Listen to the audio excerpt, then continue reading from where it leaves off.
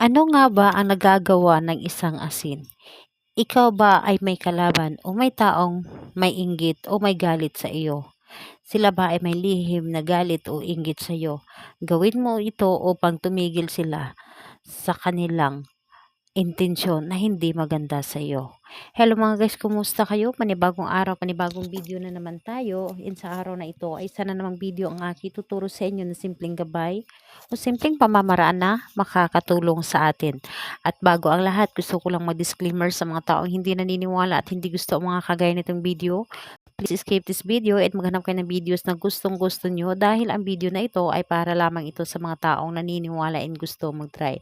Sa lahat po ng mga nagko-comment dito sa aking video dito sa loob ng aking channel, mag-ingat sa lahat ng mga nagre-reply sa inyo na dinadala kayo sa kanilang WhatsApp in Imo app upang makaiwas po tayo sa scam. Ngayon po ituturo ko sa inyo paano nga ba tayo or paano nga ba matigil ang mga taong may lihim na inggit o galit sa inyo. Ito ay isang pamamaraan upang matigil ang kanilang galit o inggit sa iyo upang ikaw ay mabigyan ng katahimikan and ikaw ay mabigyan ng peace of mind.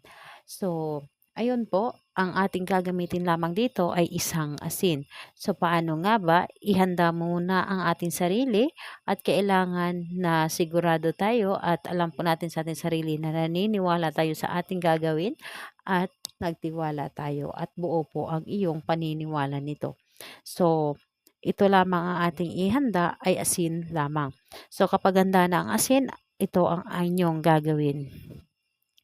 Kahit anong araw at oras, ang asin na ito, kumuha ka ng kahit na kalahating kilo or 1 kilo ng asin.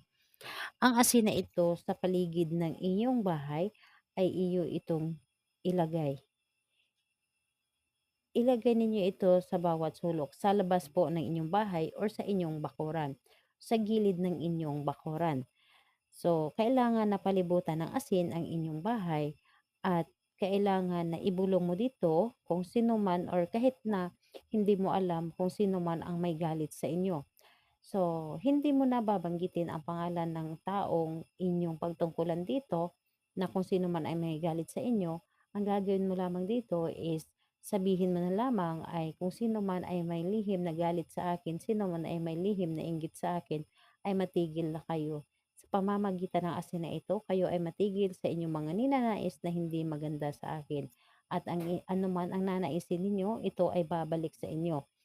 At kayo po ay hindi matatahimik sa inyong gagawin na hindi maganda sa inyong kapwa. So ito po ang inyong gagawin at kailangan naniniwala ka at asahan ninyo na ang iyong ginawa at ang taong may lihim na inggit sa inyo o may binabalak na masama ay hindi ito matutuloy at sa kanila ito ang balik.